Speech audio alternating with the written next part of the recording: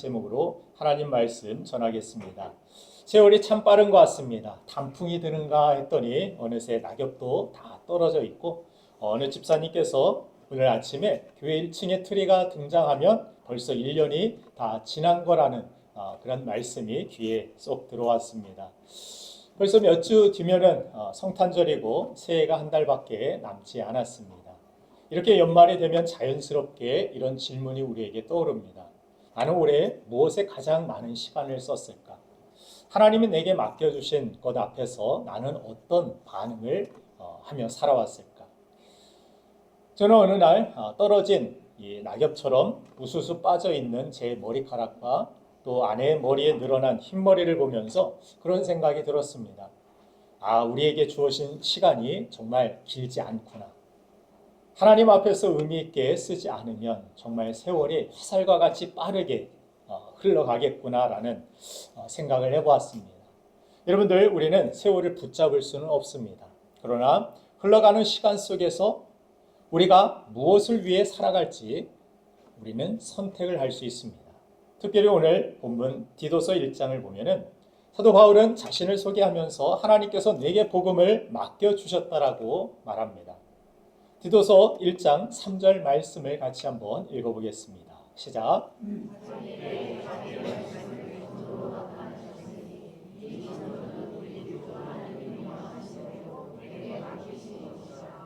네. 사도 바울의 인생은 고난의 연속이었음을 성경을 통해 우리는 확인해 보게 됩니다. 고린도후서에 특별히 기록된 대로 수없이 매를 맞고 감옥에도 갇히고 굶주리고 풍랑을 겪었습니다. 세상적인 기준으로 보면은 그는 늘 불안하고 흔들리는 인생을 살았음을 보게 됩니다. 그러나 그는 그 흔들리는 환경과 세상 속에서도 한 번도 흔들리지 않고 복음을 붙들고 하나님 나라에 충성된 일꾼으로 쓰임받았던 것을 우리는 확인해 보게 됩니다. 왜 그렇게 흔들리는 상황 속에도 흔들리지 않는 인생을 살 수 있었을까요? 그는 맡은 위임받은 복음이 그의 고난보다 훨씬 위대하고 귀중함을 알았기 때문입니다. 우리 역시 복음이라는 엄청난 보화를 맡은 자들임을 오늘 이 시간 이 말씀을 통해 깨달아야 합니다. 우리 인생의 가장 위대한 목표를 내 주변 환경이나 나의 처지에 맞춰서 시간을 낭비하는 인생을 살 것이 아니라 하나님께서 우리에게 맡겨주신 복음의 위대함에 초점을 맞춰야 우리는 낭비하지 않는 인생을 살아갈 수 있는 것입니다. 바울은 자신뿐만이 아니라 디도에게도 이 영광스러운 복음에 함께 동참할 것을 요청했습니다. 디도는 어떤 사람이었는가? 디모데는 어머니와 할머니로부터 믿음을 물려받은 후에 유대인 배경이 있었지만 디도라는 이 청년은 100% 헬라인, 그리스 사람이었습니다. 아버지 어머니가 모두 이방 사람이었고 믿음의 배경조차도 없었습니다. 어떻게 보면 자신이 그 가정에서 일대 크리스찬이었습니다. 순수 초신자 청년이었습니다. 그런데 바울은 이 미숙해 보이는 디도에게 가장 어렵고 험한 사역지들을 맡깁니다. 그가 맡았던 첫째 골치 아픈 고린도 교회가 그가 맡은 첫 사역지였음을 성경은 말씀합니다. 고린도 지역은 분쟁과 음행으로 가득 찼던 우상 숭배로 만연했던 그런 지역이었고 그런 우상의 문화가 교회 가운데 들어와서 여러 가지 분란과 문제가 생겼던 것이 바로 고린도 교회였습니다. 그런데 그 교회를 수습하기 위해서 디모데를 먼저 사도 바울은 보냈지만 그가 실패하고 돌아왔습니다. 그리고 난 후에 디도를 보냈습니다. 그리고 난 후에 고린도 교회가 건강하게 세워졌음을 성경은 보여줍니다. 그리고 두 번째 맡겨진 지역이 바로 오늘 본문에 나오는 크레타 섬이라는 지역이었습니다. 이 크레타 섬은 굉장히 세속적이고 폭력적인 곳으로 마치 해적대들이 모여있는 곳으로 유명했습니다. 디도서 1장 12절 말씀에 기록된 바를 보면 그레데 출신 중에 어떤 선지자라 이렇게 이야기하는데 그들 지역의 사람이 그렇게 이야기했다라는 것입니다. 뭐라고 이야기했느냐? 그레데인들은 항상 거짓말쟁이며 악한 짐승이며 배만 위하는 게으름뱅이라 이렇게 설명합니다. 그들 스스로를 우리는 기질이 안 좋은 사람이다. 악인들, 악당 중에 악당들이다. 이렇게 말할 정도로 아주 포악한 지역이었습니다. 심지어 이 크레타 섬은 구약시대에 이스라엘의 숙적이었던 블레셋 사람들의 뿌리가 되었던 지역이기도 합니다. 이토록 거칠고 험난한 세상의 상징과도 같았던 지역이 바로 크레타 섬입니다. 그런데 초신자 디도가 이곳에 파송되고 나자 놀라운 변화가 일어났습니다. 하나님의 놀라운 은혜와 하나님의 섭리 가운데서 이 지역이 어떤 곳으로 변화되느냐?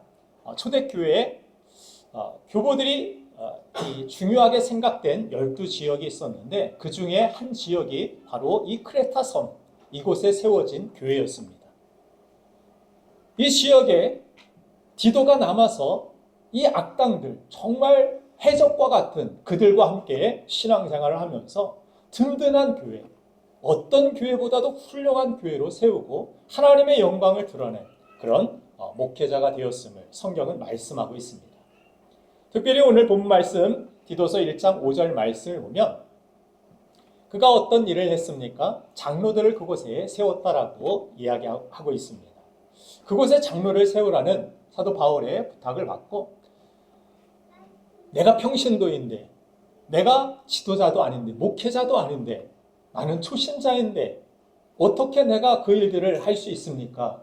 내가 교회에 가서 뭐라고 장로들을 세울 수 있고 그 교회의 사역들을 내가 감당할 수 있겠습니까? 라고 아무 토를 달지 않고 그냥 보내면 고린도 교회에 문제가 많든 크레타 섬의 교회에 문제가 있든 어떤 상황이든 어떤 환경이든 고려하지 않고 내하고 나아갔을 때 하나님은 이 초신자 디도를 통하여서 놀라운 구원의 역사를 초대교회에 이루셨음을 성경을 통해 우리에게 증언하고 있습니다. 자, 그래서 우리의 인생 가운데서도 정말 문제만 많은 곳에 왜 이렇게 문제가 많을까? 왜 교회에는 이런 게 문제고 세상은 이런 게 문제고 하나님께서는 우리에게 문제를 파악하라고 말씀하신 적이 단 한 번도 없습니다. 그 어떤 상황 속에서도 내가 하나님을 바라보고 이것이 하나님을 기쁘시게 하는 뜻이라며 그 뜻에 순종을 통하여서 나아갔을 때 어떤 환경에서도 하나님이 일하셨고 하나님이 역사하셨고 하나님의 뜻을 십자가상에서도 이루셨음을 성경을 통해 우리는 확인하게 됩니다. 사랑하는 여러분들, 오늘도 우리 마음속에 우리 생각 속에 이것도 문제고 저것도 문제고 이래서 못하고 나는 저래서 못하고 나는 초신자니까 나는 믿음이 별로 없으니까 나는 기도도 잘 못하니까 이런 생각을 우리가 가질 수도 있습니다. 그러나 그렇지 않습니다. 나의 연약함, 나의 부족함, 세상의 문제, 교회의 문제, 여러 가지 어려움들 그 속에서도 내가 할 수 없지만 그러나 하나님이 일하시면 하나님이 역사하시면 가능하다라는 사실, 하나님께서 모든 주의 뜻을 그 어려움 속에서도 이루신다라는 믿음이 저와 여러분들의 있기를 주님의 이름으로 축복합니다.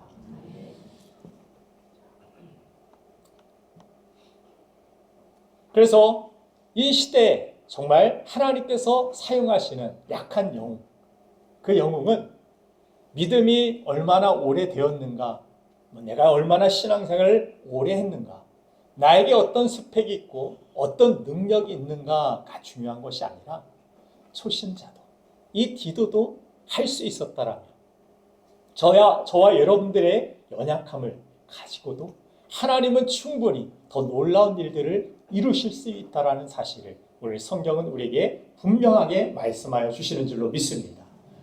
이 정신이 우리에게 필요하고 이 시대에 정말 절실한 정신이라고 생각합니다.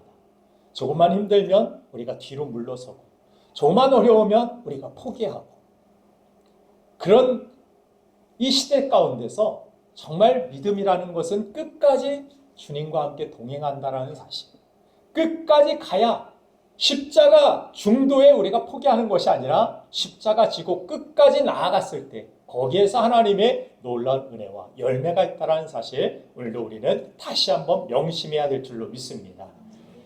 특별히 고린도후서 8장에는 이 디도에 관한 이야기가 좀 더 자세하게 기록되어 있는데 그가 어떤 사람이었는지, 그가 어떻게 그렇게 위험하고 어렵고 거친 환경 속에서도 흔들림 없는 믿음의 삶으로 열매를 거둘 수 있었는지, 그의 삶 속에서 우리가 배워야 할 두 가지 포인트를 우리가 배우길 원합니다. 첫 번째는 바로 자원함이었음을 보게 됩니다. 고린도후서 8장 16절 17절 말씀을 보면은 디도에 대하여서 이런 이야기를 합니다. 같이 한번 읽겠습니다. 시작.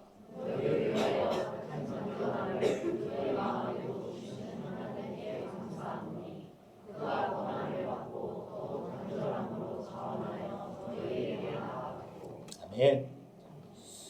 권함을 받고 더욱 간절함으로 자원했다. 아마 너무 힘들지 않을까 누군가 이렇게 만류를 하기도 했었던 것 같습니다. 그런데 더 간절함으로 자원하여서 아닙니다. 내가 가야 됩니다. 가겠습니다. 하고 간절하게 그 자원함을 고백했다라고 사도 바울이 그의 태도를 증언하고 있습니다. 간절한 마음, 간절함을 가지고 자원하여서 하나님의 복음을 가지고 하나님의 뜻을 가지고 그 자리로 나아갔다라고 디도의 특징에 대하여서 사도 바울이 이야기하는 것입니다. 자원하다라는 것은 헬라어로 어떤 의미를 갖습니까? 묶다, 결박하다라는 의미를 갖습니다. 묶었다, 결박했다. 이것이 자원하다라는 뜻입니다. 우리는 많은 부분 자원하는 심령을 하나님께서 기뻐하신다 이렇게 생각하니까 나는 자원하는 마음이 별로 없는데요. 나는 별로 하고 싶지 않은데요. 이렇게 생각을 합니다. 그러나 자원한다라는 성경의 표현은 내가 마음이 생기면, 기분이 좋아지면, 상황이 괜찮아지면 이것을 자원이라고 이야기하지 않습니다. 자원한다라는 것은 나를 그 말씀에, 하나님의 뜻에 결박해서 묶는다라는 것을 의미합니다. 디도가 한 번도 가보지 못한 악명놓은 해적대들이 살고 있는 그 크레타 섬에 가고 싶었을까요? 자원하는 마음이 정말 들었을까요? 물론 그런 마음을 하나님께서 주셨을 것입니다. 그러나 인간적인 생각으로는 그런 생각이 자원해서 들고 싶지는 않았을 것입니다. 오늘 이 예배가 끝나고 우리 함정희 집사님 아프리카로 선교를 가십시오. 지금 기호 1번 일이 바쁜데 아프리카로 갑자기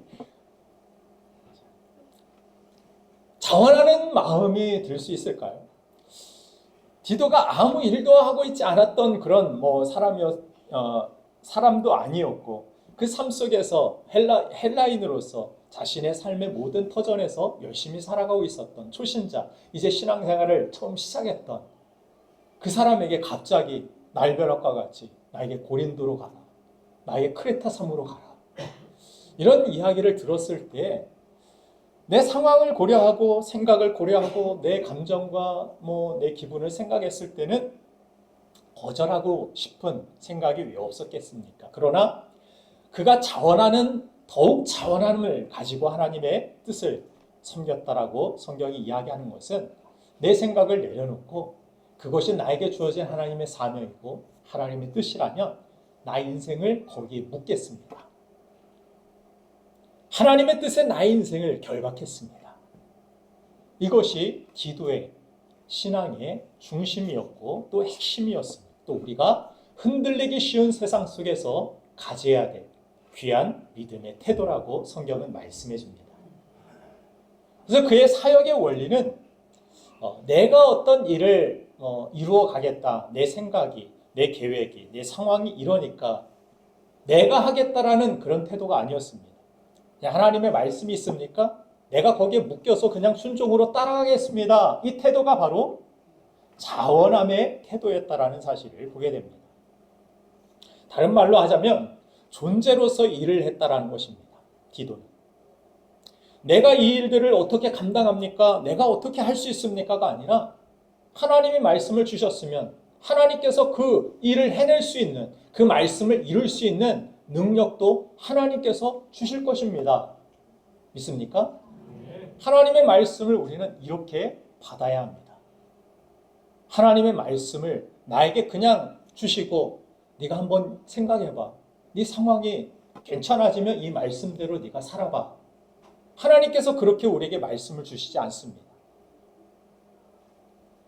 하나님이 우리에게 말씀을 주실 때에는 하나님의 계획과 하나님의 섭리와 하나님의 준비하심, 이 모든 하나님의 인도하심이 말씀을 주실 때 이미 하나님께서는 다 허락하여 주신 줄로 믿으시길 바랍니다. 그래서 말씀은 내 인생의 길이라는 사실, 그죠? 내가 가야 할 길이라는 사실, 이 사실을 우리가 알아야 되는데 우리는 항상 짐으로만 생각하고 받아들일 때가 많이 있는 것입니다. 왜? 내 힘으로 해야 되니까. 내 어떤 의지로 이 말씀을 지키려 하니까.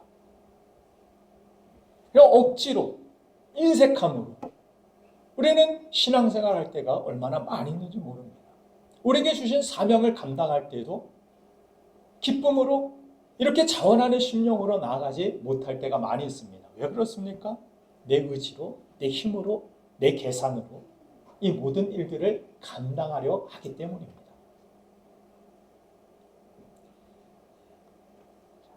우리가 존재로 이 모든 사명들, 모든 일들을 감당한다는 것은 내 삶의 중심에 예수 그리스도가 계시고 그분을 늘 의식하며 나에게 말씀을 주신 그분이 나와 동행함을 믿는다라는 뜻입니다.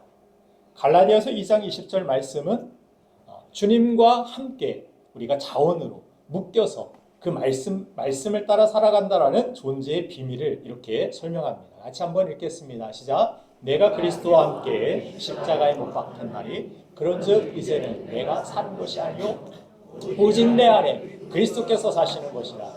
이제 내가 육체 가운데 사는 것은 나를 사랑하사 나를 위하여 자기 자신을 버리신 하나님의 아들을 믿는 믿음 안에서 사는 것이라. 아멘. 자신은 죽었습니다. 그리고 나는 주님과 함께 다시 살았습니다. 나는 주님과 함께 묶인 존재로 이제 살아갑니다. 그래서 내 자아는 이미 죽었고 내 안에 그리스도께서 살고 계신다라는 그런 믿음의 선언. 그러면 그런 믿음 가운데 누가 이제 일하시기 시작하시느냐? 그리스도께서, 내 안에 사신 주님께서 일하기 시작한다는 것입니다. 주님께서 힘도 주시고 주님께서 그 말씀, 그 사역을, 그 사명을 나에게 맡겨진 모든 일들을 아름답게 감당할 수 있는 것을, 그 힘을, 그 능력을, 그 지혜를 누가 주시느냐? 내 안에 계신 살아계신 예수님께서, 내 안에 성령께서 그 일들을 하게 하시는 것입니다. 그러므로 성도는, 교회는 어떤 신앙의 태도를 가져야 됩니까? 예수님만 바라보는, 예수님만 바라보는 신앙의 태도를 가져야 됩니다. 가장 좋은 교회는 무엇입니까? 사람이 아니라 예수님께 집중되는 교회입니다. 예수님의 말씀에 집중되고. 그래서 우리 교회도 다른 교회에 비해서 저는 그렇게 생각해요. 많은 어떤 프로그램이나 순서들이 생략되어 있는, 그래서 오직 말씀에 집중하고 하나님께 집중하고 사람에 집중되지 아니하고 다른 어떤 일들보다 주님께 집중하는 곳이 교회이기 때문입니다. 그래서 사람을 쳐다보고 프로그램을 따라다니고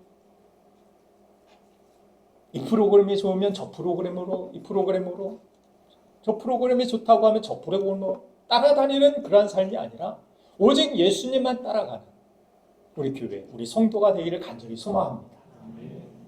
그래서 우리 예배도 예수님 바라보며 예수님 닮기를 원하는 것, 그렇게 우리의 예배가 드려져야 됩니다. 우리가 예배자로 모일 때 그 존재를 통해서 하나님께서 우리 안에 함께 계심을 우리가 믿고 주님을 의식하고 주님을 바라볼 때 하나님께서 강력하게 임재 가운데 역사하시는 시간, 그것이 이 예배인 줄로 믿습니다. 디도서는 그래서 우리에게 이 존재의 사역을 강조합니다. 네가 얼마나 미약한 초신자인지, 네가 얼마나 부족한 자인지, 네 자신만 바라보고 네 환경만 바라보지 말고 네 안에 살아 계신 예수 그리스도께서 어떤 분이신지를 네가 바라봐야 된다라고 말씀하여 주시는 것입니다. 이것이 너의 존재의 의미이고 존재의 시작이고 이 모든 사역과 모든 인생을 지탱하는 기초가 되어야 된다라고 말씀하여 주시는 것입니다. 사랑하는 여러분들, 여러분들은 어떤 사람입니까? 어떤 사람으로 여러분들을 소개하고 싶습니까? 나는 초신자입니다. 나는 청년입니다. 나는 교회 나온 지 얼마 안 된 사람입니다. 나는 교회 다닌 지 오래된 사람입니다. 나는 목사입니다. 나는 이게 아니라 나는 주님께 묶인 사람입니다. 나는 예수 그리스도 안에서 죽고 다시 새 생명으로 태어난 주님과 함께하는 사람입니다. 그것이 성도입니다. 그것이 그리스도인이고 그것이 참된 교회인 줄로 믿습니다. 그렇게 디도는 연약함과 부족함이 있었지만 자신의 모든 것들을 주님께 묻고 그 사명에, 주님의 말씀에, 주님의 인도하심에 자원함으로 묶였을 때 하나님은 놀라운 일들을 이루어 가신 것처럼 저와 여러분들 오늘도 세상의 걱정과 염려 다 내려놓으시고 나의 연약함, 부족함 속에서 충분히 일하실 수 있는 하나님을 예배하며 하나님 바라보시고 하나님 신뢰하시며 믿음으로 승리하는 우리가 되기를 주님의 이름으로 축원드립니다. 두 번째 마지막으로 우리 디도가 보여주었던 신앙의 귀중한 태도는 바로 동행함이었습니다. 고린도후서 8장 19절 말씀을 보면은 이뿐 아니라 그는 동일한 주의 영광과 우리의 원을 나타내기 위하여 여러 교회의 택함을 받아 우리가 맡은 은혜의 일로 우리와 동행하는 자라 이렇게 설명하고 있습니다. 디도의 삶을 바라봤을 때 동행이라는 표현으로 단어로 그의 특징을 설명하고 있는 것입니다. 동행하는 크리스찬, 동행하는 성도, 주님과 함께 동행할 수 있다라면 그것이 가장 귀하고 복된 삶인 줄로 믿으시길 바랍니다. 그런데 동행하는 것이 말이 쉽지, 동행이란 말이 그냥 아름답게만 들리는 것이지 실제로 동행하는 삶은 그렇게 호락호락하지가 않습니다. 여러분들 주님과 동행하려고 해보셨습니까? 말씀과 동행하기 위하여서, 교회와 동행하기 위하여서, 나에게 맡겨주신 그 사명 붙들고 나아가기 위하여서 여러분들 수고해 보신 분들 다 아실 것입니다. 호락호락하지가 않습니다. 말처럼 아름다운 동행이 아닙니다. 그 동행이라는 단어 안에는 정말 상처가 있고 아픔이 있고 눈물이 있습니다. 기도가 있습니다.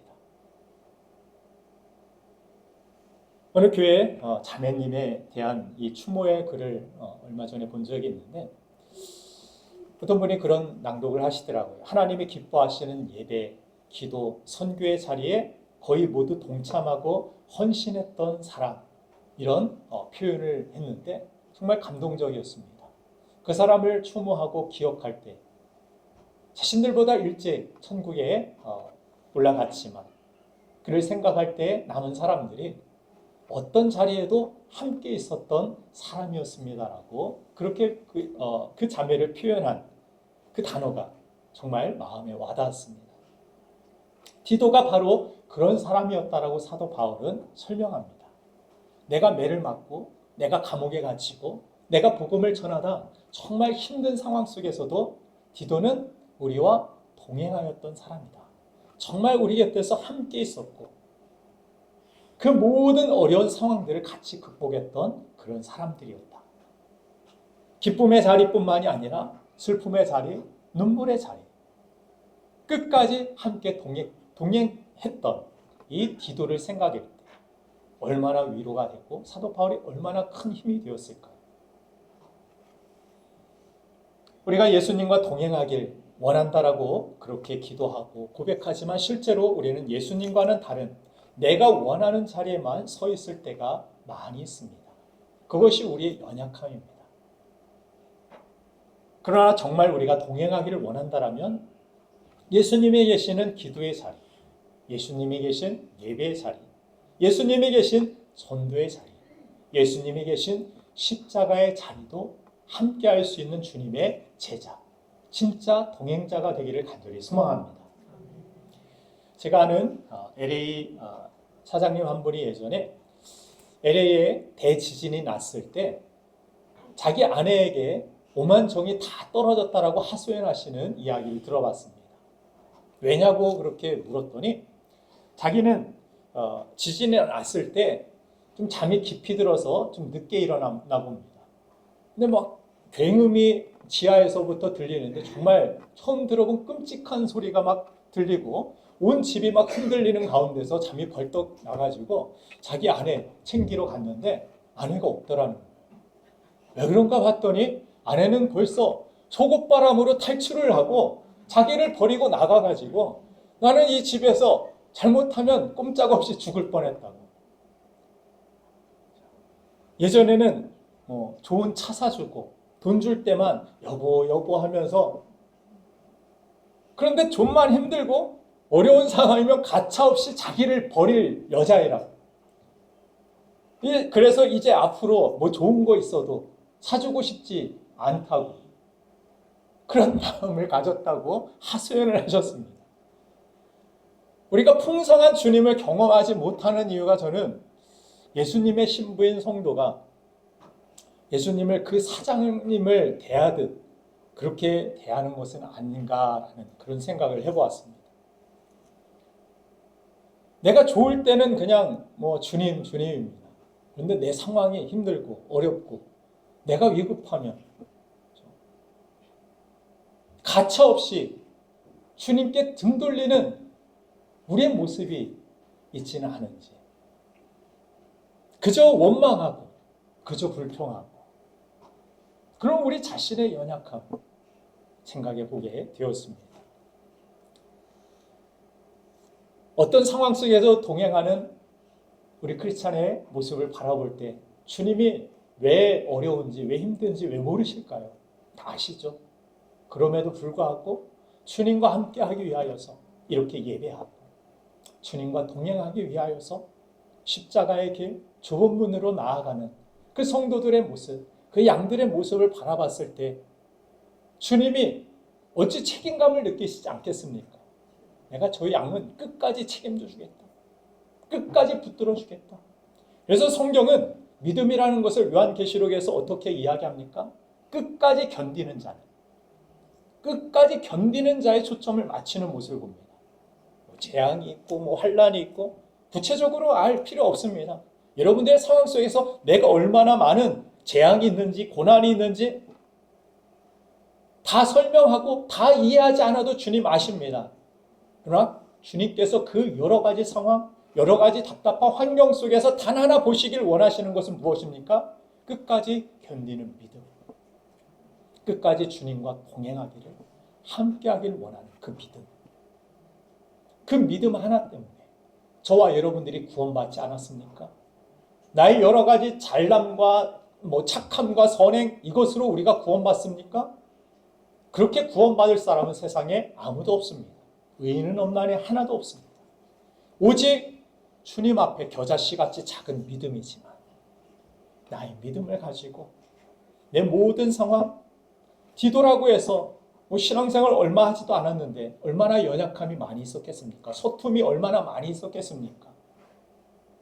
그럼에도 불구하고 나 부족하지만 연약하지만 그 복음이 증거되고 전해지는 곳에, 그 복음의 고난의 현장 가운데 함께 동행했기 때문에 이 디도를 통하여서 하나님께서는 오늘도 우리에게 은혜를 주시고, 믿음의 길이라는 것은 이런 것이다, 너에게 이런 믿음이 있기를 원한다라고 하나님은 오늘도 우리에게 말씀하여 주시는 줄로 믿습니다.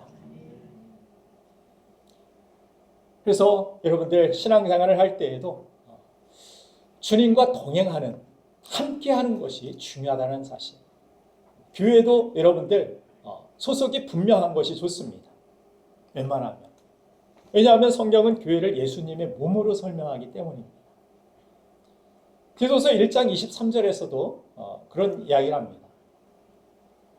디도로 말하면 고린도후서 8장 23절. 제가 개떡같이 말해도 아주 우리 파워포인트를 아주 지혜롭게 잘해줘서 감사해요. 디도로 말하면 나의 동료요, 너희를 위한 나의 동역자요. 우리 형제들로 말하면 여러 교회의 사자들이요, 그리스도의 영광이니라. 디도를 얼마나 극찬하고 있는지 몰라요. 사도 바울이. 나의 동료, 형제들로 말하며 여러 교회 사자들이고 그리스도의 영광이고, 디도를 어떻게 설명합니까? 소속으로 설명을 하고 있습니다. 이 사람은 나의 동료이고 너희를 위한 동역자이고, 형제들로 말하면 교회의 사자들이고 그리스도의 영광이고, 어떤 관계를 통하여서, 소속을 통하여서 디도를 설명하고 있는 것을 보게 됩니다. 바울 본인도 복음을 설명할 때 나는 예수 그리스도의 종입니다, 예수 그리스도께서 나에게 복음을 맡겨주셨고 그리스도의 사도로서 이런 일들을 감당하고 있습니다라고 자신을 소속으로서 설명하는 것을 보게 됩니다. 내 능력은 무엇인지, 내가 어떤 무엇을 배경을 가졌는지 이것으로 설명하는 것이 아니라, 나는 어떻게 설명되어야 되느냐? 믿음은 나는 예수 그리스도 안에 속한 자입니다. 소속으로 설명될 수 있어야 됩니다. 그래서 주님은 나의 안에 거하라, 내가 너의 안에 거하겠다 말씀하여 주십니다. 무슨 이야기입니까? 주님 안에 거하는 소속. 이것에 대하여서 주님은 우리에게도 말씀하여 주신 바가 있습니다. 나는 누굽니까? 생각할 때 그냥 직장인입니다, 엄마입니다, 아빠입니다, 이렇게 설명할 수도 있죠, 기능으로. 그러나 우리의 삶은, 성경이 우리에게 말씀하는 바는 주님 안에서 소속된 자로, 그리고 교회 안에서도 이 교회의 지체로서 우리가 소속되어 있는 이 소속감, 공동체로서 살아가는 것이 얼마나 중요한지를 우리에게 깨닫게 하는 것입니다.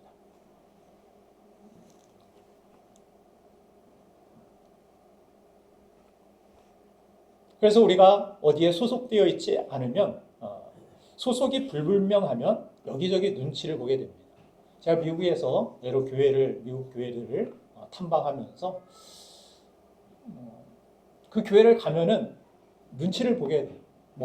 돌아가는 원리도 모르겠고, 어떻게 예배가 진행되는지도 모르겠고, 그러니까 계속해서 막 긴장하게 되고, 나를 또 이상하게 보는 것은 아닌가, 괜히 위축되고, 어디 가면은 그런 마음이 있어요. 하나님께서 저에게 그런 마음을 많이 느끼게 하신 것 같아요. 그런 사람들 이해하라. 초등학교 때 저는 아버님께서 교사하셨기 때문에 그때 막 초임 때라 전교를 많이 다니셨던 것 같아요. 그래서 초등학교가 6학년이잖아요.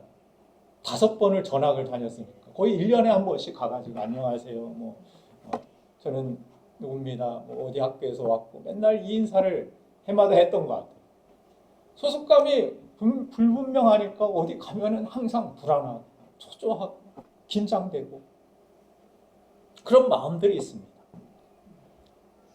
우리 교회에 처음 오신 분들을, 여러분들이 그런 어떤 긴장감들이 있다는 사실, 여기에 오래 그냥 터줏대감 같이 다니신 분들은 잘 모르시겠지만, 딴 교회에서 이사 오시고 하신 분들은 그런 긴장감과 눈치를 누가 주는 것은 아닌데 괜히 눈치가 보이는 것이 있어요. 그래서 이따 갈 때에도 귤도 여러분들이 하나 더 챙겨주시고, 내가 교회에 온 지 얼마 안 됐는데 내가 이걸 먹어, 이거 가지가, 괜히 그런 마음이 있다고요. 누가 주지는 않았는데 혼자 생겨요, 제가. 그런데 다녀보니까 그런 마음들을 따뜻하게 녹여줄 수 있는 우리 교회에 환대가 필요하다.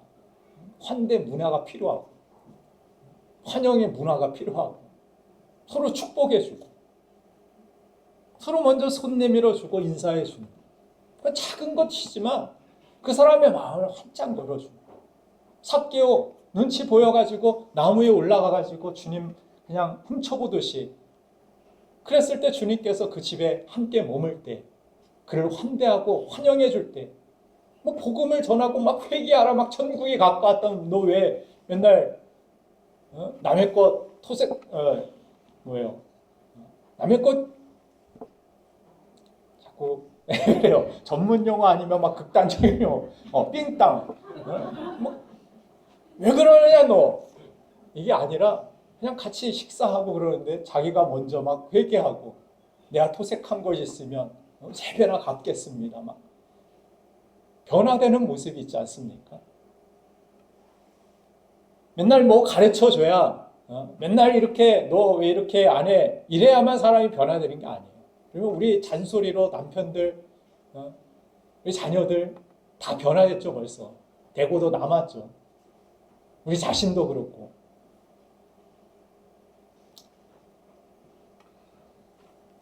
소속 얘기하다가 그래요. 우리 교회 안에서 여러분들 요즘 처음 오신 분들 정말 환영하고 축복합니다. 내 교회라 생각하고 편하게 내 영혼의 집이라 내 하나님 앞에 예배하는 제단이라 그렇게 믿고 하나님의 은혜 받는 곳으로 내 교회로 여러분들 삼고 그렇게 다니셨으면 좋겠습니다. 소속감 없이 막 이렇게 불안하게 그렇게 다니시지 마시고 요즘 자리를 안내할 때도 그런 생각을 해봤어요. 그래서 거기까지 제 생각이 갔는데 제가 얼마 전에 식당에 갔는데 제가 원하는 자리는 저쪽 자리였습니다. 제 아내가 피부가 약해지고 혈관이 약하기 때문에 히터 있는 자리를 원치 않아요. 히터가 먼 곳 그곳에 이제 구석에 앉으려고 이렇게 가고 있는데 한 분이 따라오시면서 일하시는 분이 저쪽에 앉으세요 이렇게 권면하시더라고요. 그래서 좀 힘들어서 저쪽은 예약석이라고 이렇게 하더라고요. 예약석 아닌 것 같은데 그래서 저쪽으로 이렇게 갔어요. 가라는 대로 가야죠. 따라야죠.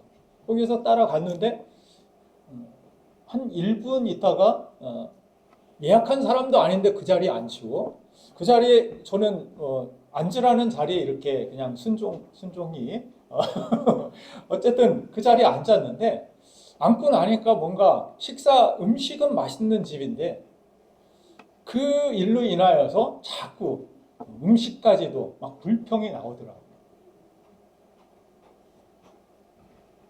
그런 생각을 하면서 요즘은 자신의 개인의 어떤 취향과 선택과 이런 것들을 존중받는 시대이기 때문에 그런 시대를 살아가면서 예전에는 그냥 아무 데나 앉아도 괜찮다 이렇게 생각을 했는데 제가 성질이 나이가 들면서 나빠져서 그런지 몰라도 그런 생각이 들더라고요. 앉으라는 대로 앉는 것보다 자기가 원하는 자리에 그냥 앉는 거 그것도 괜찮겠다. 그래서 우리 안내하시는 분들도 여기 앉으세요, 막 앞에 꼭 앉으세요, 막 이렇게 안 하셨으면 좋겠어요. 안 하시죠? 네. 여기 앉으시면 여기 앉는 대로 그곳에 하나님의 은혜가 임하기를 그렇게 축복하고 기도해 주시고 또 거기에 앉겠다라고 하시면 사람이 이렇게 막혀져 있으면 앉을 수 있도록 돕는 그런 헬퍼로서의 역할을 감당하면 좋겠다라는 그런 생각을 해보기도 합니다. 하나님의 성도 여러분, 우리가 미약하지만 천국 복음을 위임받은 천사도 흠모할 만한 천사에게 복음을 하나님께서 맡기시지 않았습니다. 오직 택함 받은 하나님의 백성들에게 하나님께서는 복음을 맡겨주셨고 그렇게 천사도 하고 싶은 흠모하는 일들을 우리가 맡고 있다라는 사실을 우리는 인식하고 한 해 한 해 그냥 나에게 주신 복음의 그 사명을 헛된 것으로 여러분들 묵히지 마시고 땅에 묻지 마시고 내가 부족하고 연약하지만 나에게 맡겨주신 하나님의 뜻이 있음을 또 계획이 있음을 하나님의 인도하심과 하나님께서 주시는 힘과 능력이 있음을 믿으시고 경험 없고 미숙하다 할지라도 100% 초신자 이 디도와 같다 할지라도 하나님 앞에 다시 믿음으로 나아갈 때 나의 인생을 하나님의 말씀에 묶여 나아갈 때 주님과 함께 동행할 때 그 길의 끝에서 하나님의 영광을 보며 하나님의 일하심을 경험하고 하나님께서 이렇게 역사하시는구나. 내가 감당하지 못할 줄 알았는데 내가 전혀 엄두도 못 냈던 그러한 일인데 하나님이 이렇게 일하셨구나 라고 고백하는 저와 여러분들의 삶이 될 줄로 믿습니다. 그렇게 디도와 같이 하나님 앞에 모든 것들을 맡기고 주님과 동행하는 저와 여러분들 되기를 주님의 이름으로 축원드립니다.